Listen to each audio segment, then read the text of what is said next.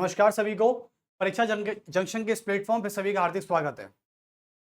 तो चलिए पॉलिटी के लेक्चर की तरफ बात कर लेते हैं और जो प्रीवियस लेक्चर हुए हैं वो आप देख लीजिए एक बार, कि कुछ लोगों ने देखा भी है और मैं चाहता हूं कि इस उस प्रीवियस लेक्चर को ज़्यादा से ज़्यादा शेयर किया जाए ताकि और भी ज़्यादा से लोगों तक ये पहुंच सके कि हम जो पॉलिटी में कॉन्सेप्चुअल आर्टिकल पढ़ा रहे हैं वो आप तक पहुंच सकें, ठीक है, सही तरीके से, और आप आने वाले एग्जाम की तैयारी अच्छे से कर पाएँ। हमारा केवल यही मकसद है। तो चलिए स्टार्ट करते हैं आर्टिकल 18 की तरफ। तो शायद कल मैं आर्टिकल 18 भी लगभग पढ़ा चुका था या थोड़ा बहुत बताया था मैंने उपाधियों के अंत के बारे में, लेकिन मैं आर्टिकल 17 की बात कर रहा हूं आपसे। आर्टिकल 17 में मैंने आपको एवोल्यूशन ऑफ अनटचेबिलिटी पढ़ाया था, राइट? तो एवोल्यूशन ऑफ अनटचेबिलिटी का मतलब होता है अस्पृश्यता या छुआछूत का अंत करना। ये छुआछूत के बारे में मैंने बताया कि आप अपने व्यवहार से और अपने एक्शन से, यानी अपने बिहेव से और अपने एक्शन से किसी से छुआछूत कर सकते हैं। जैसे कि मतलब कर सकते हैं इन द सेंस लोग कर रहे हैं, लेकिन ये चीज गलत है। ये चीज बिल्कुल गलत है क्योंकि सरकार भी इसको रोकने का पूरा प्रयास करती है, भरपूर प्रयास करती है, और यदि लोग फिर भी करते हैं तो इसके लिए हमारे संविधान ने पूरे दंड की व्यवस्था की हुई है। जैसे कि कल मैंने बताया था आपको, अस्पृश्यता अपराध अधिनियम 1955 को बदलकर इन्होंने क्या कर दिया, सरकार ने civil rights protection act of 1976 कर दिया। अब आगे चलते हैं। तो हाँ, मुझे छुआछूत के ऊपर एक कुछ कथन याद आ रहे हैं, मैं जरा बोलना चाहूंगा। देखो, इस दुनिया में इंसान इंसान से ही छुआछूत करता है, लेकिन इंसान की फितरत देखो, हमारा आज की दुनिया का इंसान कितना दोगला है। अब सोचिए एक बार, क्यों है वो दोगला? देखिए, क्योंकि आप जानते हैं कि इंसान इंसान से छुआछूत करता है, उसके एक्शन से करता है, उसके व्यवहार से करता है, कि जाति को जज करता है। जो इंसान छुआछूत करते हैं मैं उनसे कहना चाह रहा हूं, जो नहीं करते हैं उनका भरपूर सम्मान करता हूं, लेकिन जो आज भी छुआछूत फैला रहे हैं, सिखा रहे हैं, अपने बच्चों को बता रहे हैं कि बेटा देखो ये इस जाति का है, इसको घर नहीं आने देना, इससे बातचीत नहीं करनी, इसको टच नहीं करना, इसको घर पे नहीं लाना, तो ये क्या है? ये उस बच्चे के अंदर डाला जा रहा है कि बेटा देखो इस जाति के लोगों से हम बात किया नहीं करते, इन जाति के लोगों को घर में नहीं बैठाया करते। ये आज भी हमारे यहाँ पे कुछ ऐसे गार्जियन हैं गांव में जो इन बच्चों को सिखा रहे हैं कि बेटा ऐसे किया करो, ऐसे किया, और वही फिर आगे जाके पीढ़ी बन जाती है और फिर ये दर पीढ़ी चलता रहता है। लेकिन छुआछूत के ऊपर मैं बता दूं कि इंसान इंसान से छुआछूत कर सकता है, लेकिन इंसान एक चीज से छुआछूत नहीं। आज की दुनिया में एक पैसा, यानी रुपया, नोट, एक ऐसा चीज है जिससे छुआछूत कभी हो ही नहीं सकता। क्योंकि आपको बता दूं, पैसा ऐसा चीज है जिससे छुआछूत नहीं होता, क्योंकि पैसा एक हाथ से निकलकर दूसरे हाथों में जाता।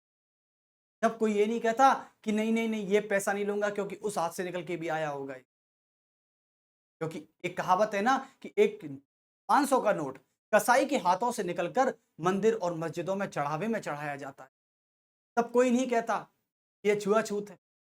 नहीं, क्योंकि वहां तो सिर्फ पैसे की वैल्यू होती है। तो पैसा एक ऐसी चीज है जिसके साथ छुआछूत असंभव है।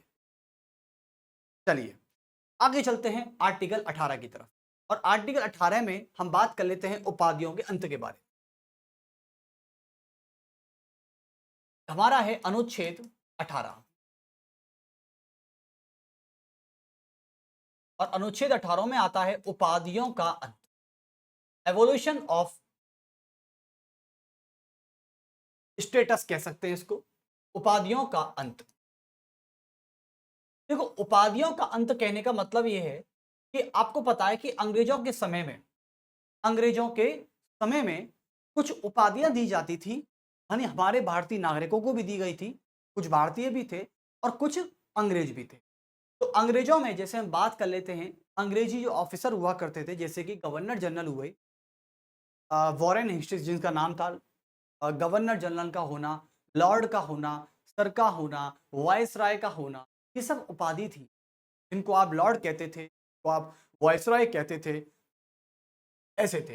यानी कुल मिला के इसका बैकग्राउंड हिस्ट्री की हम बात करें तो बैकग्राउंड हिस्ट्री कुछ ऐसी थी। अंग्रेजों के समय में, यानी कॉलोनियल टाइम पीरियड में, अंग्रेजों के समय में लॉर्ड, वायसराय, लॉर्ड, वायसराय, और जैसे कि राय बहादुर सर की उपाधि चलती थी। राज बहादुर, राय बहादुर ऐसे चलती, राज बहादुर, ठीक है, आप कह सकते हैं राज बहादुर की उपाधि चलती थी। महाराजा की उपाधि चलती थी, महाराजा कहते थे, कुछ लोग राजा भी इसको कहते थे। तो इस प्रकार से यहां पर उपाधियां काम करती थी, ठीक है। राजा, महाराजा, राज बहादुर, वॉयसराय, लॉर्ड, ऐसे कुछ। और एक थी आपकी सर की उपाधि। किसकी उपाधि थी? सर की। चलिए, तो अंग्रेजों के समय में इस प्रकार की उपाधियां कुछ लोगों को दी जाती थी। इस प्रकार की उपाधियां, इस प्रकार की उपाधियां दी जाती थी। लेकिन आप जानते हैं, उपाधियां देना ठीक है, लेकिन उपाधियों के देने से यदि समाज में असमानता बढ़ जाती है तो फिर उपाधियों का अस्तित्व क्या हो जाता है? उपाधियों का अस्तित्व समाज को खतरे में डाल देता। समाज की संस्कृति यानी हमारे culture of society, art and culture society, यानी ये क्या होता है? समाज की सभ्यता, उसका मैनर यानी उसकी संस्कृति, उसकी कला सब खतरे में आ जाती। समाज में अवसरों की असमानता बढ़ जाती, समाज में लोग स्टेटस को अपना नाम बना लेते हैं और जिनके पास स्टेटस नहीं होता उनको नीचा दिखाने का प्रयास करते हैं। तो कुल मिला के मैं कहना चाह रहा हूं कि जब उपाधि किसी के पास आ जाती थी उस समय में, तो वह अपने आप को अब सबसे अलग समझता था और सबसे उसके साथ अलग ट्रीट। जैसे जब किसी को उपाधि मिल जाती है तो वो अपने साथ क्या कर लेता है? अपने आप को एक विशेष अधिकार व्यक्ति समझ, वो ये सोचता है कि मेरे पास इस दुनिया में, मेरे पास इस दुनिया में सबसे ज्यादा अधिकार हैं और मैं इन अधिकारों का इस्तेमाल किसी भी तरह कर सकता हूं, क्योंकि मेरे पास तो उपाधि है महाराजा की, राजा की। लेकिन आज हमारे देश में ऐसी कोई उपाधियों का सब यहां पर नहीं दी जा सकती। अब सरकार को आर्टिकल 18 में क्या कहा गया है मैं आपसे पूछना चाहूंगा। देखिए, अब हिस्ट्री तो हमारी ये थी, लेकिन क्या होता था, इनका प्रभाव क्या था? जैसे इनका प्रभाव जान लेते हैं कि भाई उपाधियों के देने से समाज पर क्या प्रभाव पड़ता था। देखो, उपाधियां देने से आप उस व्यक्ति का सम्मान तो कर रहे हो, में एक अच्छी बात तो है ये। उपाधियों में क्या अच्छी बात है? जैसे कि कल को मैंने कोई अच्छा काम किया तो मुझे उपाधि देना ठीक है, यानी इस बात से मैं खुश हूं, इस बात से मैं खुश हूं और मुझे उपाधि देने वाला खुश है। लेकिन यदि मुझे वो उपाधि मिल चुकी है और मैं इस घमंड में आ गया कि मुझे उपाधि मिल गई है, मैं सबसे अलग हूं, मुझे ज्यादा ही अधिकार मिले हुए हैं, मुझे सब कुछ करने का लाइसेंस मिल गया है, तो ये गलत है। और फिर मैं उस नाम का, उपाधि मिले नाम का गलत इस्तेमाल करता हूं, तो इससे क्या होती है? समाज में अराजकता फैल जाती है, समाज में अवसर की असमानताएं आ जाती हैं। आपको समझना होगा। तो प्रभाव में क्या आता है कि उपाधि देना गलत नहीं है। देखिए, उपाधियों से व्यक्ति का सम्मान तो किया जा सकता है, उपाधियों से व्यक्तियों का सम्मान तो किया जा सकता है, व्यक्तियों का सम्मान तो किया जा सकता है, सम्मान तो किया जा सकता है, सम्मान तो किया जा सकता है। लेकिन लेकिन उपाधियां समाज में क्या करती हैं? समाज में अवसर की असमानता को बढ़ाती हैं। लेकिन उपाधियां, लेकिन उपाधियों से समाज में, लेकिन उपाधियों से समाज में अवसर की असमानता बढ़ती है, अवसर की असमानता बढ़ जाती है।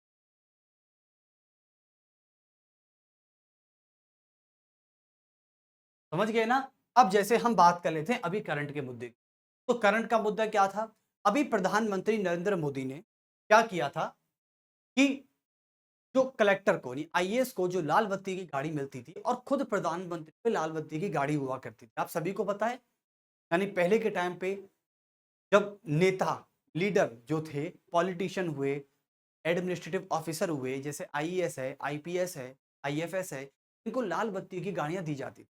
ये लाल बत्ती की गाड़ियां जो थी, ये एक हाई स्टेटस ये बताती थी।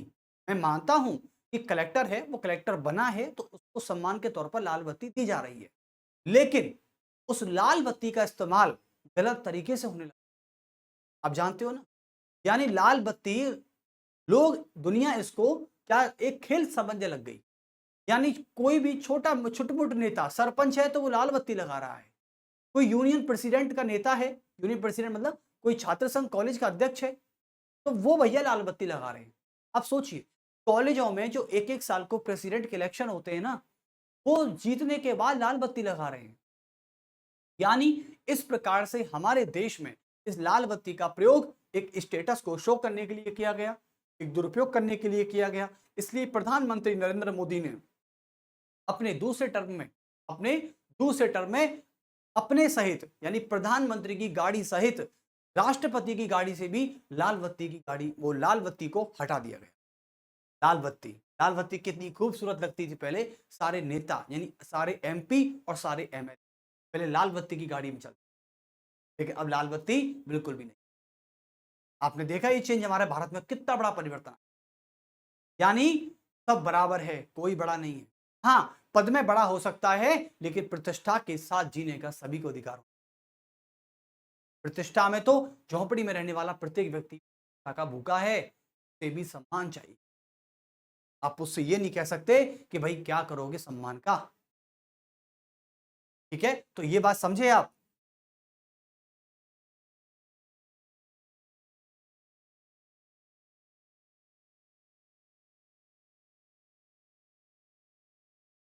अब आते हैं ऑथेंटिक तरीके पे। तो ये तो थी उपाधि, लेकिन अब आते हैं अनुच्छेद क्या कहता है। तो आर्टिकल 18 में एक ऑथेंटिक लैंग्वेज काम करती है, वो देख लेते हैं। जो मैं रेड से लिख रहा हूं ये ऑथेंटिक लैंग्वेज है। लिखेंगे यहां पर कि सरकार को अधिकार है,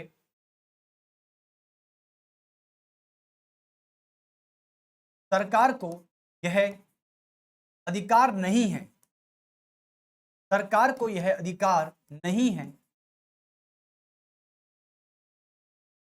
कि वह सेना व शिक्षा के क्षेत्र को छोड़कर, सेना व शिक्षा के क्षेत्र को छोड़कर अन्य किसी भी क्षेत्र में, अन्य किसी भी क्षेत्र में, अन्य किसी भी क्षेत्र में उपाधियां दे, उपाधियां दे। यानी कुल मिला के मैं ये बात समझ चुका हूं कि सरकार को कभी भी यह राइट नहीं है कि वे सेना व शिक्षा को छोड़। देखो आज हमारे भारत में जो सरकारें होती हैं वो सेना और शिक्षा को छोड़कर किसी भी क्षेत्र में उपाधि नहीं दे सकती। यानी ये सरकार की मनमानी और सरकार के द्वारा किसी भी क्षेत्र की उपाधि के खिलाफ काम करता है। सरकार जब चाहे किसी को उठाकर उपाधि नहीं दे सकती।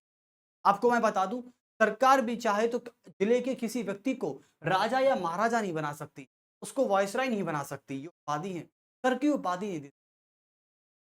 कैसे? अब देखो सेना में सरकार, जो सरकार होती है वो सेना में कैसे कैसे वो देती है पुरस्कार यानी उपाधि, जैसे कि परमवीर चक्र, अशोक चक्र, कीर्ति चक्र, ऐसे ऐसे बड़े बड़े चक्र देती है, यानी ऐसे बड़े बड़े पुरस्कार देती है। तो सेना में कौन कौन से पुरस्कार दिए जाते हैं? सेना में मिलते हैं, जैसे कि आज भी सेना में सरकार जो होती है, आप सभी को बता दो प्रधानमंत्री नरेंद्र मोदी जी जब एक राष्ट्रपति के एग्जाम ओ राष्ट्रपति के असेंबली हॉल में जब बैठते हैं तो वहां पे राष्ट्रपति जो हमारे शहीद हैं, जिन्होंने युद्ध में मुठभेड़ में आतंकवादियों की गोलीबारी के समय जिनकी मुठभेड़ में मृत्यु हो जाती है, वो शहीद का दर्जा प्राप्त करते हैं। और शहीद के दर्जे में के तहत उनके परिवारों को सेना सेना में जो उनके किसी का भाई है, किसी का बहन है, किसी का भाई, किसी की बहन, किसी का पत्नी, किसी का पति, जो भी हैं, उनके परिवार से जुड़े सभी सदस्यों को उपाधि दी जाती है उसके नाम से। जैसे एक होता है आपका परमवीर चक्र, एक होता है परमवीर चक्र, एक होता है आपका कौन सा? कीर्ति चक्र। कीर्ति चक्र ये उपाधि है सारी, कीर्ति चक्र। एक होता है अशोक चक्र, ये सारी उपाधियां काम, ठीक है, परमवीर चक्र, कीर्ति चक्र, अशोक चक्र। एक होता है शहीद का दर्जा।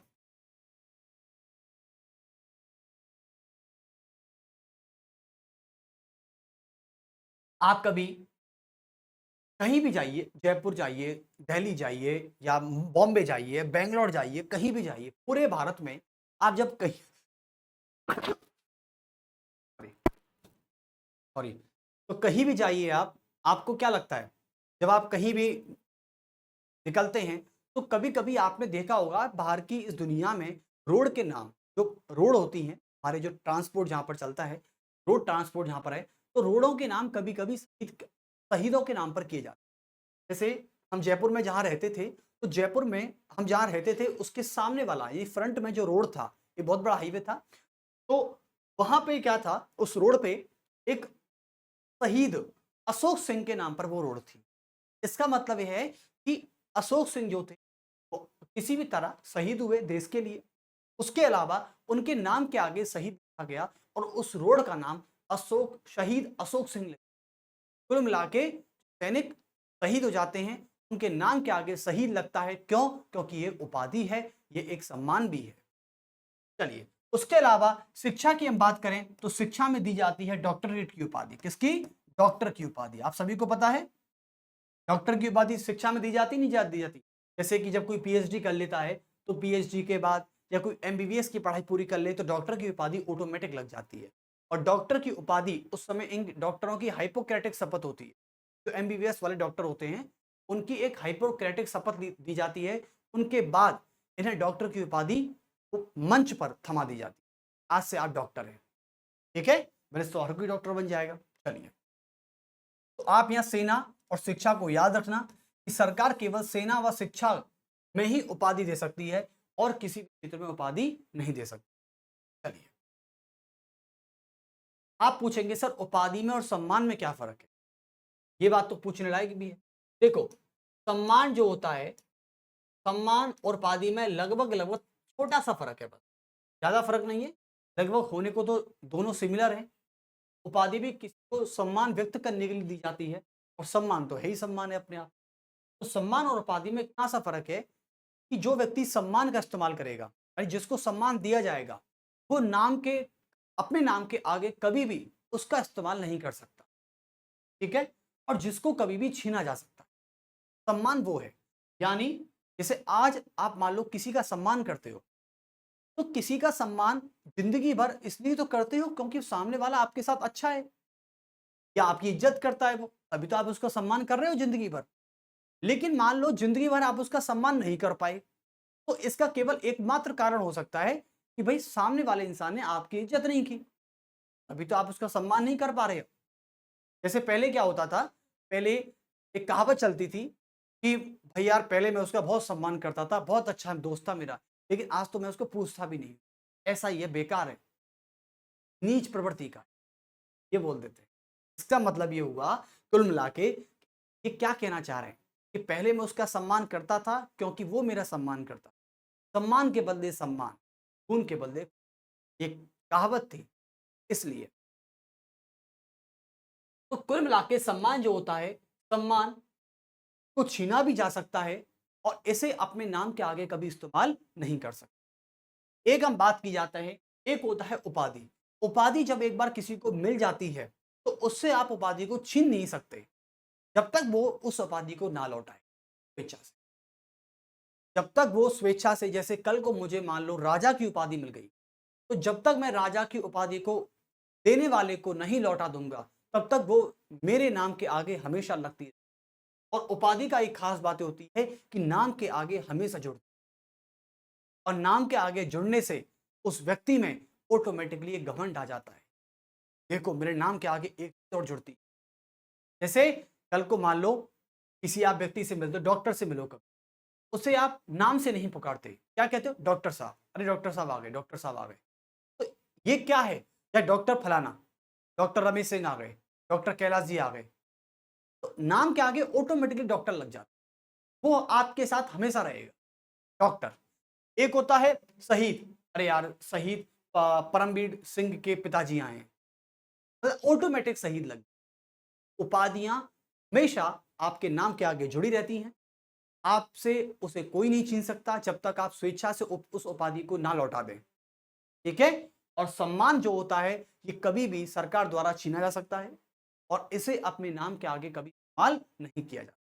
ये उपाधि और सम्मान में एक फर्क होता है छोटा सा, ठीक है। चलिए, किताबों में नहीं लिखा है, ये कॉमन सेंस वाली बात होती है। अब आर्टिकल 18 आपने पूरी तरह पढ़ लिया है, तो ये वेरी वेरी इंपॉर्टेंट है, याद रखना। चलिए, ओके, तो इसका मतलब ये है कि ये हमारा 18 सब क्लॉज 1 हो गया। क्या हो गया? 18 सब क्लॉज 1 हो गया। तभी नोट डाउन कर लेना, 18 सब क्लॉज 1 आर्टिकल अब आपके सामने कंप्लीट है। अब आते हैं 18 सब क्लॉज 2 आर्टिकल। एक बार मैं 18 सब क्लॉज 2 पे ही बात कर लेते हैं। देखो, इसके 4 क्लॉज है, तो घबराने वाली बात नहीं है। चलिए, 18 सब क्लॉज 2, और ये है अनुच्छेद। अब 18 सब क्लॉज 2 आर्टिकल क्या कहता है, एक बार इस पे भी जिक्र कर ले। देखिए, अच्छा, 18 सब क्लॉज 2 में मुझे एक बात महसूस हो रही है, मैं बोल देता हूं एक बार, आप एक बार मुझे गौर फरमाइएगा। तो उसपे ये बोला गया कि भारत का कोई नागरिक है, चलो भाई मान लिया कि सरकार सेना व शिक्षा को छेड़ के क्षेत्र को छोड़कर किसी भी क्षेत्र में उपाधि नहीं दे सकती, ठीक है, सम्मान तो दे सकती है ना। हाँ, मैं पद्म भूषण पद्म विभूषण की बात बाद में करूंगा, अभी नहीं, अभी आप सुन लीजिए। तो एक्चुअली में फिर ये पता लगा मुझे कि भाई चलो ठीक है, हमारी सरकार तो सेना और शिक्षा को छोड़कर तो किसी भी क्षेत्र में उपाधि नहीं दे सकती, मान लिया। क्या कोई हमको, मुझे, आपको, क्या कोई सरकार उपाधि दे सकती है क्या? कोई अन्य सरकार, अमेरिका की सरकार, फ्रांस की सरकार, अमेरिका का राष्ट्रपति, फ्रांस का राष्ट्रपति, जर्मनी का चांसलर, क्या हमको उपाधि दे सकता है क्या? देख लेते हैं। तो लिखेंगे आप इसमें कि भारतीय क्षेत्र का कोई नागरिक या भारतीय नागरिक, भारतीय नागरिक जैसे भारत का राज्य क्षेत्र का कोई निवासी है, भारत का नागरिक है, ठीक है। तो भारतीय नागरिक,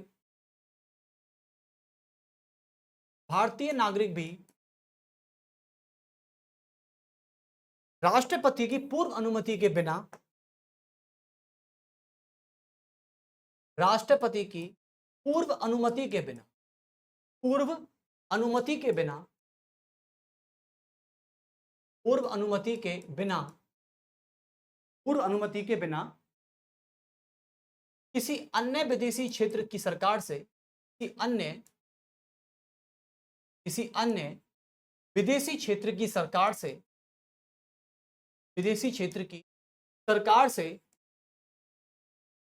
उपाधि ग्रहण नहीं कर सकता, एक्सेप्ट नहीं कर सकता, एडॉप्ट नहीं कर सकता, उपाधि ग्रहण नहीं कर सकता। तो ये था आर्टिकल 18 सब क्लॉज 2। अब मुझे बताइए समझ में आया नहीं आया आपको? जैसे मान लो कल, आज मैं हूं, आज भारत में हूं, भारत का नागरिक हूं, ठीक है, सहमत। अब मान लो मैंने कोई अमेरिका की सरकार के लिए या फ्रांस की सरकार के लिए, फ्रांस के देश के लिए मैंने कोई ऐसा काम कर दिया कि फ्रांस के राष्ट्रपति इमैनुअल मैक्रोन खुश हो गए। उन्होंने बोला कि क्या बात है, अरे भारत के एक बंदे ने बहुत अच्छा काम किया, हम उसको उपाधि देना चाहते हैं, सम्मान देना चाहते हैं। तो देखो, हालांकि मैं आपको बता दूं, यदि राष्ट्रपति अनुमति दे देते हैं, भाई ठीक है, वैसे तो राष्ट्रपति की अनुमति के बिना आप फ्रांस की सरकार से उपाधि नहीं ले, लेकिन बाई चांस ऐसा हो जाता है कि राष्ट्रपति परमिशन दे देते हैं, क्योंकि राष्ट्रपति ने सोचा है कि हमारे देश का सम्मान है। यदि भारत का कोई बंदा फ्रांस जा रहा है सम्मान लेने, उपाधि लेने, तो बहुत बड़ी बात है, चलो भेज देते हैं। तो मान लो भारत के राष्ट्रपति द्रौपदी मुर्मू ने परमिशन दे दी मुझे, ठीक है गौरव, अब जा सकते हैं, फ्रांस जाइए और उपाधि लेकर आइए। लेकिन जैसे ही वो उपाधि भारत में आती है, तो भारत में आके वो उपाधि न्यूट्रल हो जाएगी, यानी मैं उस उपाधि का इस्तेमाल भारत में नहीं कर सकता। कुल मिला के तो बात तो बराबर वही हो गई ना, कि उपाधि है, यानी उपाधि को राष्ट्रपति ने मुझे लेने के लिए इसलिए भेजा ताकि हमारे देश का नाम ऊंचा हो जाए, सरकार का नाम ऊंचा हो जाएगा, और कुछ बात नहीं है, और मेरी समुदाय का यानी मेरे समाज का नाम बड़ा हो जाएगा, बात है। लेकिन जब वो उपाधि इंडिया की तरफ आती है, तो इंडिया में उस उपाधि की कोई मान्यता ही नहीं है। बस लोग याद रखेंगे, लोग आपको दुआओं में याद रखेंगे कि एक बार आप फ्रांस गए थे और राष्ट्रपति के सामने सम्मान ले गया, इतनी सी बात। यानी कुल मिला के बात तो बराबर वही रही। इसलिए कह सकते हैं राष्ट्रपति परमिशन दे भी देता है तो वो देश के सम्मान के तौर पर देगा। चलिए, अब आते हैं नेक्स्ट बात। तो अनुच्छेद, मैं बात कर लेता हूं 18 सब क्लॉज 3 की बात। 18 सब क्लॉज 3 में अब हम विदेशी नागरिक की बात करेंगे। जैसे कि कल तो आप भारत के नागरिक थे, जैसे मैं भारत का नागरिक था, मैं यहाँ पर रह रहा था, ठीक है, मैं भारत का नागरिक हूँ, भारत में ही रहूंगा और कहाँ रहूंगा। यदि यहाँ का नागरिक नहीं होता तो विदेशी नागरिक होता, लेकिन भारत में फिर भी रह रहा होता, यही होती। लेकिन अब एक ऐसा व्यक्ति आने वाला है जो भारत का नागरिक तो नहीं लेकिन भारत में रह रहा है। आपको क्या लगता है कि भारतीय क्षेत्र में रहने वाला प्रत्येक व्यक्ति भारत का नागरिक हो गया क्या? नहीं जी। भारत की जमीन पर रहने वाला नागरिक व्यक्ति भारत का नागरिक हो भी सकता है और नहीं भी हो सकता, लेकिन हाँ, भारत का नागरिक है तो भारत का निवासी जरूर हो सकता है, ये बात 100% श्योर। चलिए, तो अब आते हैं 18 सब क्लॉज 3 की तरफ। मान लो कोई विदेशी नागरिक है, मान लो फ्रांस का ही नागरिक है, फ्रांस का नागरिक है, फ्रेंच उसके पास सिटीजनशिप है, वो दिल्ली में रह रहा है, भारतीय राजधानी में, और भारत की राजधानी दिल्ली में रह रहा है तो भारत में रह रहा है, ठीक है। अब मान लो कि फ्रांस की सरकार उस व्यक्ति को उपाधि देना चाहती है, ठीक है, तो याद रखें, यानी उस व्यक्ति को भी उपाधि नहीं दी जा सकती जब तक राष्ट्रपति की अनुमति, यानी भारत का राष्ट्रपति तब तक नहीं चाहेगा जब तक वह फ्रेंच नागरिक अपनी सरकार से उपाधि नहीं ले सकता। और बाई चांस उपाधि दे दी तो याद रखें कि यदि वो फ्रेंच का नागरिक उपाधि लेकर भारत में आना चाहता है तो आ तो सकता है, लेकिन उस उपाधि का इस्तेमाल नहीं करे, क्योंकि भारत में उपाधि का इस्तेमाल नहीं होता, ठीक है। चलिए, हाँ, फ्रांस कभी जाएगा तो फ्रांस में उपाधि का इस्तेमाल हो सकता है, यहां नहीं होगा। तो आप लिख सकते हैं कि विदेशी नागरिक, विदेशी व्यक्ति, विदेशी व्यक्ति जो भारत का निवासी है, जो भारत का निवासी है, जो भारत का निवासी है, किसी उद्देश्य से, है ना, काम के उद्देश्य से, व्यापार से, शिक्षा से, तो मान लो कोई विदेशी व्यक्ति जो भारत का निवासी है तो भी तो भी राष्ट्रपति की पूर्व अनुमति के बिना, तो भी राष्ट्रपति की पूर्व अनुमति के बिना, पूर्व अनुमति के बिना, पूर्व अनुमति के बिना उसे स्वयं की सरकार भी, उसे स्वयं की सरकार भी, उसे स्वयं की सरकार भी उपाधि नहीं दे सकती, नहीं दी जा सकती।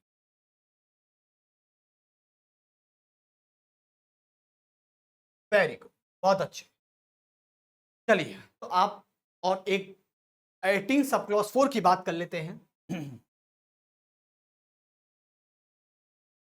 तब समझाऊंगा पद्म भूषण, पद्म विभूषण, घबराइए मत। देखिए, दूसरी बात कर लेते हैं 18 सब क्लॉज 4 की। 18 सब क्लॉज 4 में बोला गया है कि कोई विदेशी व्यक्ति, कोई विदेशी व्यक्ति, देखो विदेशी व्यक्ति दो तरीके, एक तो वो व्यक्ति हैं विदेशी जो भारत में रह तो रहे हैं लेकिन कोई व्यापार के उद्देश्य, तो कोई शिक्षा के उद्देश्य से रहे, ठीक है, तो कोई अपने रिलेटिव्स के पास रह रहा है, ठीक है, ये हो सकता है, चलो। लेकिन एक विदेशी व्यक्ति वो होते हैं जो भारत में रहते ही रहते हैं, जैसे कि अन्य देश के राजदूत, जैसे अभी कनाडा के राजदूत, 6 राजदूतों को भेजा गया कनाडा के, कनाडा के 6 राजदूतों को उनका ट्रांसफर किया गया कनाडा, वापस जाओ आप। तो वो क्या थे? वो कनाडा के ही नागरिक थे, तो भारत में राजदूत के तौर पर रह रहे थे और भारत सरकार काम कर रहे, समझे ना, कि भारत सरकार और कनाडा की सरकार के बीच में एक सेतु का काम करता है राजदूत, एक ब्रिज का काम करता है राजदूत, कि वो राजदूत होते। तो राजदूत का मतलब होता है कि जब अन्य देश की सरकार का नागरिक या अन्य देश का नागरिक जो हमारी सरकार के अधीन काम कर रहा है वो राजदूत है, और जो दोनों देशों की सरकार के बीच में ब्रिज का काम कर रहा है वो राजदूत है, ठीक है। अब मान लो राजदूत है, हमारे दिल्ली में राजदूत आवास बने हुए हैं, वहां पर अमेरिका का भी है, कनाडा का भी है, अफगानिस्तान के भी हैं, कई सारे हैं, फ्रांस का भी है, तो चीन का भी है, तो सब मान लेते हैं। और यदि मान लो कोई विदेशी राजदूत यहां पर रह रहा है, ठीक है, तो क्या उसे उसकी सरकार उपाधि दे सकती है? नहीं दे सकती। आप लिख लीजिए इस बात, लिखेंगे कि वह विदेशी व्यक्ति या वह विदेशी नागरिक,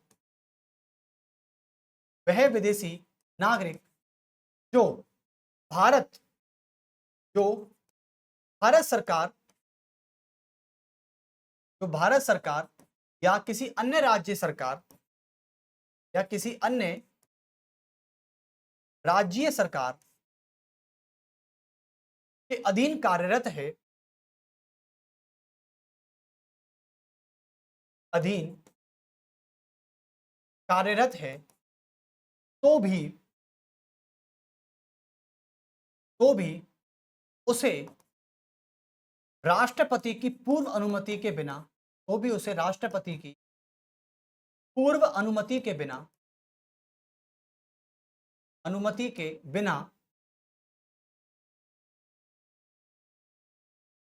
उपाधि नहीं दी जा सकती।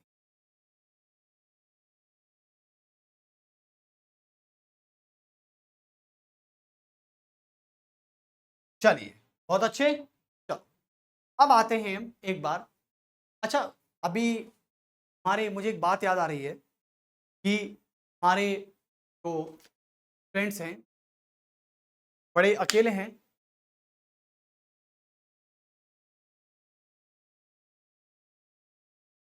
अकेले हैं नहीं है, यानी अभी देखो बच्चों, आपका जो दौर चल रहा है ना, बहुत अकेलापन का है। और मैं तो ये कह रहा हूं कि आपको किसी के साथ की जरूरत, भाई आपको किसी के साथ की जरूरत ही, आपको ऐसा लगता है कि आप अकेले हैं? बताइए, क्या आपके साथ आपकी किताबें नहीं?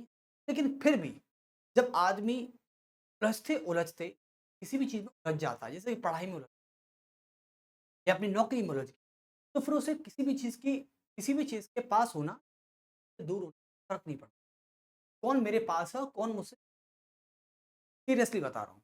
यदि वो अपने काम में अच्छी तरह उलझ गया, तो बिजी हो गया ना, तो उसे कोई फर्क नहीं। लेकिन फिर भी यदि किसी बच्चे को ये लगता है कि मैं अकेला हूं, मेरे संघर्ष में कोई मेरे साथ नहीं है, आप एक बार याद रखना, आप जैसे जाने कितने हैं, पहली बात। और यदि कुछ बच्चों की शिकायत होती है कि सर हमारी तो गर्लफ्रेंड भी नहीं है सर, ना, तो ये बहुत ही एक अजीब सा समस्या है। क्या ये तो बहुत बड़ी समस्या हो गई आपके साथ कि सर हमारी तो कोई गर्लफ्रेंड भी नहीं, हमारा तो कोई साथी भी नहीं है ना। जीवन साथी तो बाद में आएगा, पहले साथी तो मिल जाए हमको। साथी नहीं मिल रहा है सर, हमारा ना साथी है ना साथी है। अब उनके लिए बड़ी, तो मैं उनसे एक बात कहना चाहता हूं, है ना, जो प्योर सिंगल हैं, क्योंकि आपको पता है 11 तारीख को सिंगल डे मनाया जाता है, जो इस दुनिया में आज भी प्योर सिंगल हैं, प्योर बिल्कुल, ठीक है। तो याद रखना, एक शेर है सिंगल के नाम, मैं 11 तारीख को बोलता है इसको, लेकिन आज बोल दे रहा हूं, कोई नहीं, कि हराम की रिलेशनशिप किससे, हराम की रिलेशनशिप की दुनिया में, हराम की रिलेशनशिप की दुनिया में यदि तुम आज भी तन्हा हो, रिलेशनशिप, हराम की रिलेशनशिप दुनिया में आज भी तुम तन्हा और अकेले हो, समझ जाना कि कोई मुखलिस इंसान तुम्हारे लिए दुआ करके बैठे। ये बहुत बड़ी कहावत है, और मुखलिस का मतलब होता है ईमानदार, लॉयल, वफादार, ये होता है मुखलिस इंसान। यानी किसी आपके अच्छे साथी ने जो मुखलिस रहेगा आपके साथ, जब भी वो मिलेगा आपसे वो मुखलिस रहेगा, ईमानदार रहेगा आपके रिश्ते। यानी इस हराम के रिश्तेदारों, हराम की जो रिलेशनशिप्स आज चल रही हैं, तो केवल फिजिकल अट्रैक्शन वाला होता है। आज की इस दुनिया में केवल फिजिकल अट्रैक्शन रहे, शायद कहीं है या नहीं है मुझे नहीं पता, हाँ आज भी होगी, लोग आज भी हैं, लेकिन ढूंढना बहुत मुश्किल। तो इस हराम के रिलेशनशिप की इस दुनिया में आज भी तन्हा और अकेले हो, तो समझ जाना कि कोई मुखलिस इंसान तुम्हारा दुआ करके, यानी जब वो आएगा तब वो तुम, यानी वो मुखलिस इंसान भी आज वहां भी तन्हा अकेले बैठा होगा, सिर्फ तुम्हारे लिए और तुम उसके लिए। तो कुल मिला के जब तुम मिलोगे तो ये रिश्ता एक वफादारी का होगा, एक लॉयल्टी का होगा, एक फिजिकल अट्रैक्शन, देखो मोहब्बत में फिजिकल अट्रैक्शन होता है, मैं मानता हूं मोहब्बत में बच्चों फिजिकल अट्रैक्शन होता है, और फिजिकल अट्रैक्शन यही ऐसी चीज है जो दोनों पार्टनर्स को जोड़े रखता है, ये गलत नहीं है। लेकिन मोहब्बत में केवल फिजिकल अट्रैक्शन ही एकमात्र परिणाम है, तो ये गलत बात है, यहां दिक्कत आ जाती है। जैसे कल मैंने एक बात शेर बोला था कि यदि मोहब्बत को सुनने के लिए कानों की जरूरत पड़ जाए तो आंखों को आग लगा देनी चाहिए, समझे ना। तो आप किसी से मोहब्बत करते हैं क्योंकि उसका फिजिकल अट्रैक्शन है, तो ये गलत है। हाँ, मोहब्बत करते हैं, मोहब्बत करने के साथ आपको उसका फिजिकल अट्रैक्ट होना अच्छा लगता है, ये बहुत अच्छी चीज। ओके, तो इस बात को समझना, ठीक है। जैसे हम किसी से पूछते हैं कि भाई आपको उससे प्यार कैसे होगा, तो लोग क्या कहते हैं, अच्छी लगती है।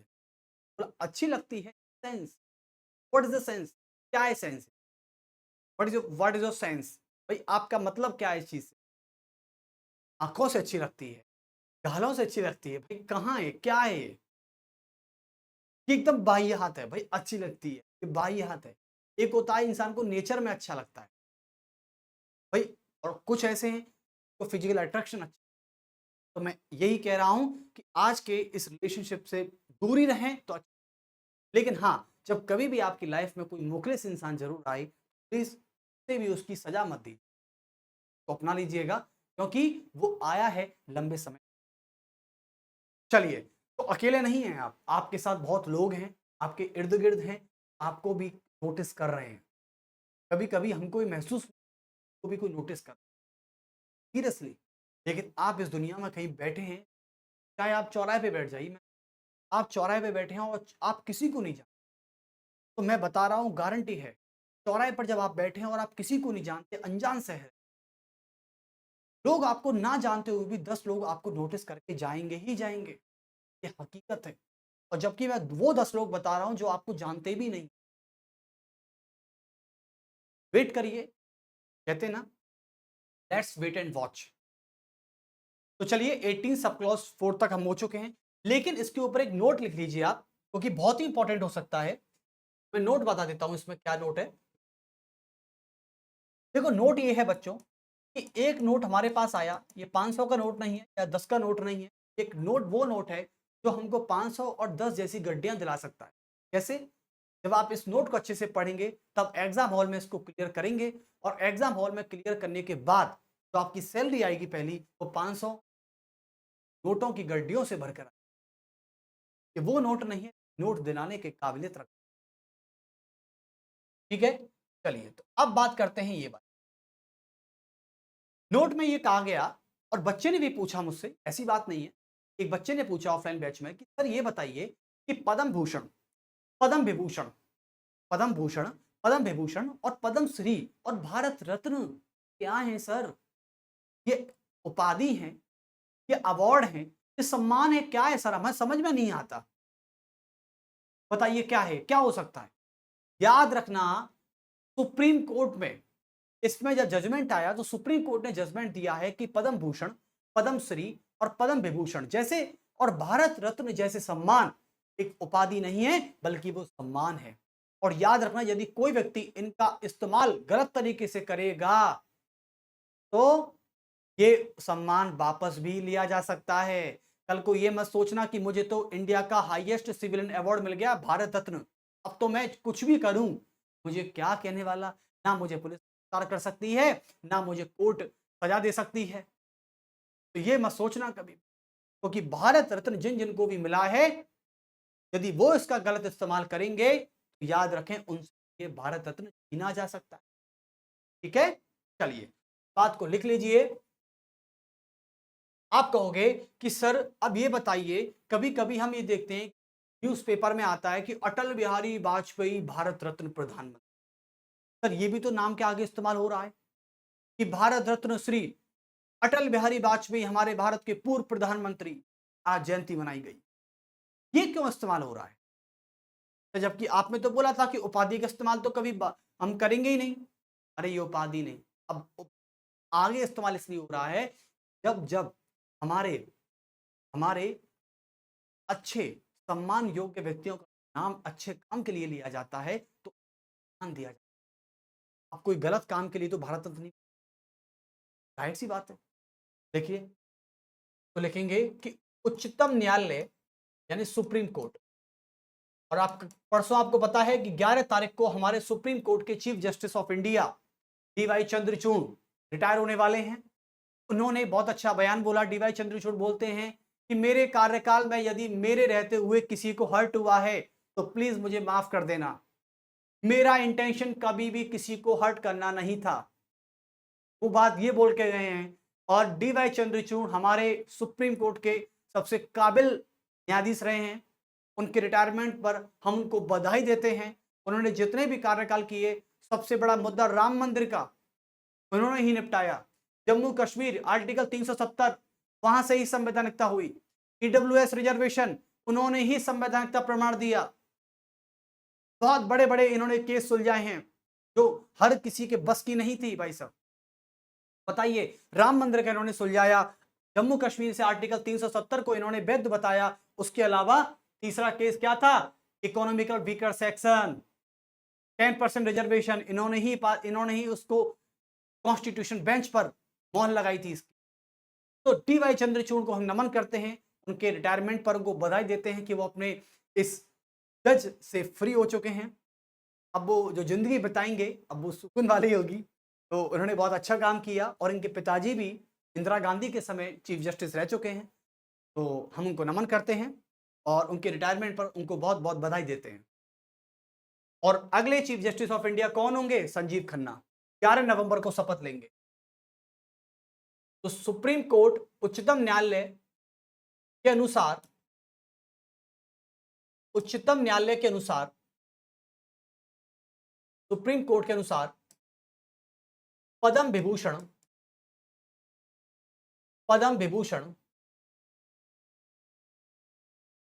पद्म भूषण पद्मश्री जैसे पुरस्कार जैसे पुरस्कार उपाधि की श्रेणी में नहीं मान्य होंगे। उपाधि की श्रेणी में मान्य नहीं होंगे और इनको किसी भी समय वापस लिया जा सकता है। और इन्हें किसी भी समय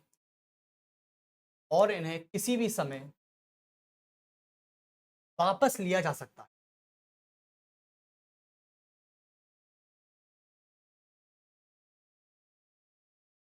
आपको बता दूं एक इंटरेस्टिंग फैक्ट है, जानना चाहो तो।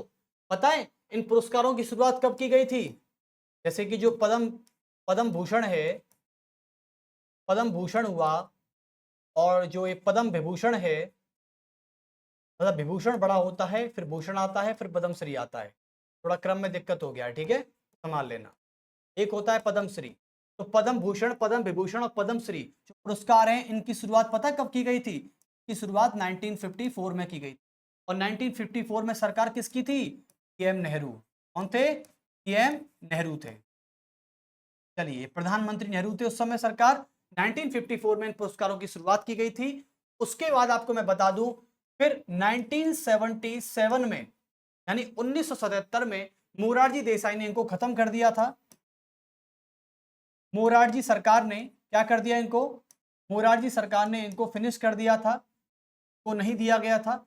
उसके बाद 1980 में जब इंदिरा गांधी की सरकार आई, 1980 में जब इंदिरा गांधी की सरकार आई, इंदिरा गांधी सरकार में इनको दोबारा से प्रारंभ किया गया। समझ गए? तो 3 टर्म था इनका, 54, 77 और 80। पूछा जा सकता है आपसे पॉलिटी के अंदर कि पद्म भूषण और पद्म विभूषण और पद्मश्री जैसे पुरस्कारों की शुरुआत कब की गई थी? आपका आंसर होना चाहिए 54 में। उसके बाद आपसे पूछा कि ऐसे प्रधानमंत्री जिन्होंने इन पुरस्कारों को समाप्त किया था, वो है मोरारजी देसाई सरकार, ठीक है। और इस समय 2 उप प्रधानमंत्री काम करते थे, चौधरी चरण सिंह और जगजीवन राम। इंदिरा गांधी की बात करें, ऐसी भारत की प्रधानमंत्री जिन्होंने इसका शुरुआत किया, को दोबारा से शुरुआत किया था वो थी श्रीमती इंदिरा गांधी।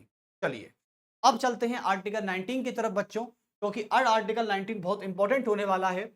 चलिए मैं आर्टिकल 19 का पूरा ग्राफ बना देता हूं पहले, फिर उस पर हम डिस्कस करेंगे एक एक करके। आर्टिकल 19, क्योंकि अब हम अनुच्छेद जो 19 आता है 19 से लेके और जो हम पढ़ते हैं 22 तक, ये पढ़ते हैं सब स्वतंत्रता का अधिकार। क्या पढ़ते हैं? स्वतंत्रता का अधिकार, राइट टू फ्रीडम। ठीक है, इसको इंग्लिश में कहा जाता है right to freedom, right to freedom. बहुत अच्छे। तो राइट टू फ्रीडम, मुझे फ्रीडम का मतलब एक बात बता दीजिए कि आजादी का मतलब या स्वतंत्रता का मतलब क्या होता है। देखो स्वतंत्रता का मतलब होता है कि जब व्यक्ति को आजादी मिलती है तो व्यक्ति को आजादी मिलने का तात्पर्य, उसका मतलब ये होता है कि वो व्यक्ति अपना चहुमुखी विकास कर सके, जैसे अपना आध्यात्मिक विकास कर सके और अपने आय में, अपनी संपत्ति में, अपनी आय, अपनी संपत्ति, अपना व्यवसाय, ठीक है, अपनी अभिव्यक्ति का विकास कर सके। वही तो आजादी है। लेकिन हर किसी व्यक्ति को आजादी संपूर्ण रूप से नहीं मिली गई, उस पर भी कुछ रेस्ट्रिक्शन लगाए गए। जैसे व्यक्ति को यदि सब कुछ ही मिल जाता तो वो इसका गलत इस्तेमाल भी कर सकता है। ठीक है, नहीं हर व्यक्ति को आजादी मिलने का कोई लाइसेंस नहीं मिल गया। ठीक है, ऐसा नहीं है। आज हमारा भारत लोकतांत्रिक देश है, गणतांत्रिक देश है, तो मैं चाहूं तो इसमें कुछ भी कर सकता हूं। मैं चाहूं तो किसी का गला दबा दूं, मैं चाहूं तो किसी का चाकू मार दूं। ऐसा नहीं होगा, ऐसा कतई नहीं होगा। ये आपकी आजादी नहीं है। आपको यदि किसी से परेशानी है तो आप उसे मार नहीं सकते। ये आजादी आजादी नहीं होती। ठीक है, आजादी का मतलब होता है कि बिना किसी रोक टोक की अनुपस्थिति। फ्रीडम का सही मतलब क्या हुआ? फ्रीडम का सही मतलब होता है कि बिना किसी रोक टोक की अनुपस्थिति, बिना किसी रोक टोक की अनुपस्थिति, बिना किसी रोक टोक की अनुपस्थिति। यानी सरकार आपसे बिना किसी बात के रोक टोक नहीं करेगी। ठीक है, ये सरकार पर एक क्या लगाता है? एक प्रोहिबिटेशन लगाता है कि सरकार आपसे बिना कुछ कहे आपसे रोक टोक नहीं करेगी बिना किसी बात। इसका अर्थ ये हुआ गवर्नमेंट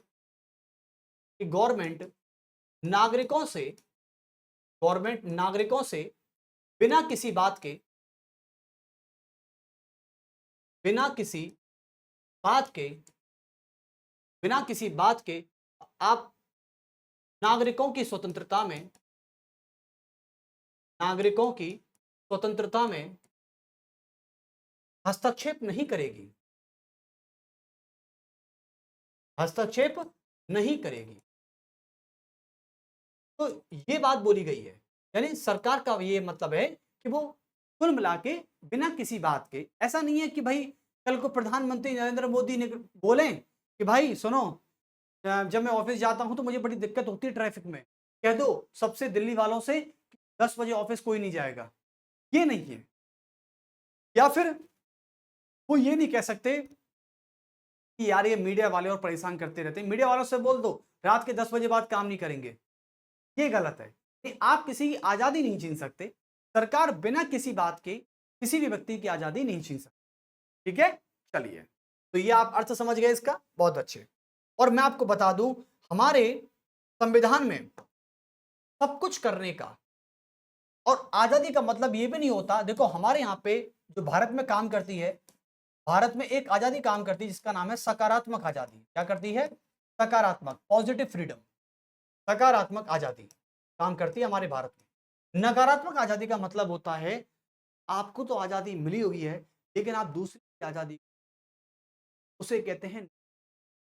और पॉजिटिव फ्रीडम का मतलब होता है कि आप अपनी आजादी का पूरा फायदा उठाइए जो संविधान के दायरे में है और दूसरे की आजादी का, इसे कहते हैं पॉजिटिव फ्रीडम। चलिए तो आप सकारात्मक आजादी हमारे भारत में काम करती है, बहुत अच्छे। अब बात करते हैं राइट टू फ्रीडम। देखो राइट टू फ्रीडम में कुछ आर्टिकल्स हैं, बताना चाहूंगा, लेकिन पहले हम आज बात करना चाहेंगे राइट टू फ्रीडम यानी स्वतंत्रता का अधिकार, ठीक है। और स्वतंत्रता के अधिकार में आर्टिकल 19 की बात करेंगे। ये राइट टू फ्रीडम है, आर्टिकल 19 यहां पर लिख सकते हैं सभी, आर्टिकल 19, और इसे कहते हैं स्वतंत्रता का अधिकार, स्वतंत्रता का अधिकार। चलिए, अब स्वतंत्रता का अधिकार जो सब क्लॉज करेंगे तो सब क्लॉज की बात तो आएगी, ठीक है। अब यहां पर सब क्लॉज कैसे काम करेंगे देखते हैं। तो पहला है हमारे पास आर्टिकल 19(1), 19(1)(a), वेरी गुड। तो सब क्लॉज है। देखो 1A, आर्टिकल 19(1)(a) की बात करेंगे तो आर्टिकल 19(1)(a) कहता है right to freedom speech and expression, right to freedom of, है ना। तो यहां पर लिख सकते हैं आप वाक एवं अभिव्यक्ति की स्वतंत्रता, वाक एवं अभिव्यक्ति की स्वतंत्रता, अभिव्यक्ति की स्वतंत्रता, वाक एवं अभिव्यक्ति की स्वतंत्रता। तो ये बात होती है।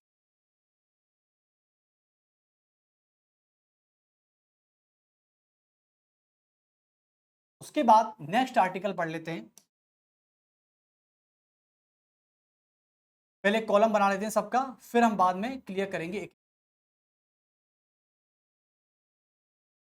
दूसरा होता है आर्टिकल 19(1)(b), और आर्टिकल 19(1)(b) में क्या आता है आप बताएंगे एक बार। आर्टिकल 19(1)(b) में आता है शांतिपूर्ण सम्मेलन करने की, शांतिपूर्ण, शांतिपूर्ण सम्मेलन करने की स्वतंत्रता। इसे बोल सकते हैं हम फ्रीडम ऑफ पीसफुली असेंबल। क्या बोलते हैं? फ्रीडम ऑफ पीस असेंबल या पीस असेंबली, जो भी है, फ्रीडम ऑफ पीसफुली असेंबल। सम्मेलन का मतलब होता है असेंबल करना। उसके बाद नेक्स्ट आते हैं आर्टिकल 19(1)(c), इसे कहते हैं संघ बनाने की स्वतंत्रता। क्या बोलते हैं? संघ बनाने की स्वतंत्रता। संघ या संगम, एक शब्द है संगम भी है, संगम बनाने की स्वतंत्रता, बनाने की स्वतंत्रता, एक ये आर्टिकल काम करता है, ठीक है। उसके बाद इसको बोलते हैं फ्रीडम ऑफ यूनियन। क्या बोलते हैं? Freedom of union. उसके बाद नेक्स्ट आर्टिकल है आर्टिकल 19 में सब क्लॉज पढ़ने हैं आपको, 1 और डी। और डी का मतलब होता है, क्या होता है? यानी विचरण और संचरण करने की स्वतंत्रता, विचरण करने की स्वतंत्रता, विचरण करने की स्वतंत्रता।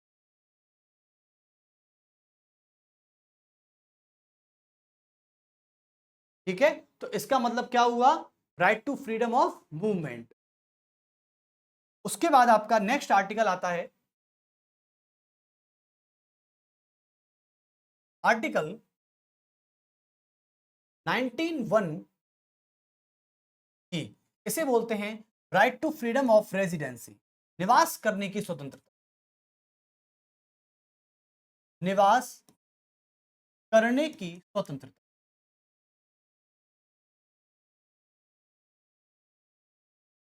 इसे बोलते हैं right to freedom of, right to freedom of residency. Okay, उसके बाद नेक्स्ट आते हैं, एक आर्टिकल काम करता है आर्टिकल 19(1) ई और एफ और जी। जी करेंगे, यहां पर हम एफ को नहीं लिखेंगे। चलिए, ये आर्टिकल काम करता है, इसे कहते हैं व्यापार एवं वृत्ति एवं पेशा को अपनाने की, लिखेंगे व्यापार कौमा वृत्ति एवं पेशा, यानी कोई भी आपका पेशा हो सकता है, टीचर, डॉक्टर, इंजीनियर, पेशा को अपनाने की स्वतंत्रता, अपनाने की स्वतंत्रता। तो ये आर्टिकल हमारे काम करते हैं। आप बोलेंगे सर ए से लेके बी और सी और डी और ई और एफ, लेकिन एफ कहाँ गया सर, आप मुझे ये बता दीजिए। देखो एफ की बात करते हैं तो हमारे पहले आर्टिकल 19 में 7 मूल अधिकार हुआ करते थे। कितने? 7। यानी हमारे अनुच्छेद 19 में जो हमारे पास आर्टिकल 19 है, इस आर्टिकल 19 में पहले ए भी था, बी है, सी है, डी है, इसमें ई भी है, लेकिन अब जो इसमें एफ है और इसमें जी तक है, लेकिन एफ नहीं है। एफ जो था हमारे पास 19(1)(f, इसको हटा दिया गया है। यानी इसमें क्या था कि संपत्तियों को बेचना, उसका अधिग्रहण करना और उसको खरीदना, इसे आप कहते हो right to property. Article 19(1)(f जो था, हमारे पास आर्टिकल था आर्टिकल 19(1)(f, जब 1949 में संविधान बना था तब ये मौजूद था। ठीक है, इसको इंग्लिश में कहा जाता था राइट टू प्रॉपर्टी, संपत्ति का अधिकार, राइट टू प्रॉपर्टी। और राइट टू प्रॉपर्टी जो था इसे कहते थे हम संपत्ति का अधिकार। तो जो संपत्ति का अधिकार था, इसमें कोई भी व्यक्ति, कोई भी नागरिक किसी जमीन पर क्लेम कर सकता था, यानी संपत्ति को बेचना, खरीदना और उसे अधिग्रहण करना, कब्जा कर लेना, उसे कहते हैं संपत्ति का अधिकार। तो संपत्ति के अधिकार को फंडामेंटल राइट्स संविधान के भाग 3 से हटाकर और इसको कहां डाल दिया? अब इसको मोरारजी देसाई सरकार में 44 कॉन्स्टिट्यूशन अमेंडमेंट ऑफ 1978 में इसको कहां डाल दिया गया? तो डाल दिया गया संविधान के भाग 12 में। और अनुच्छेद है कौन सा? अनुच्छेद है 300A में। अब इसको एक फंडामेंटल राइट ना कहकर, अब ये फंडामेंटल राइट नहीं है, अब ये क्या है? अब ये लीगल राइट है। क्या है? एक लीगल राइट। तो फंडामेंटल राइट ना होके कौन सा राइट हो गया? अब ये लीगल राइट हो गया। चलिए, तो फिर आपसे मिलते हैं नेक्स्ट लेक्चर में। अभी के लिए लेक्चर यहीं फिनिश करते हैं। चलिए, आप अच्छे रहिए, मस्त रहिए, और जो मैंने आज आपको बात बताई थी, आज की दुनिया में क्या चल रहा है और क्या नहीं, लेकिन सभी को साथ लेकर चलें, सबका साथ सबका विकास, और क्या बोलते हैं इसको एक बार, जो भी है मुझे याद ही नहीं आया, चलो फिर भी सबको साथ लेकर चलें। ठीक है, आपके साथ आपका परिवार है, माँ है, पिता है, और क्या चाहिए आप।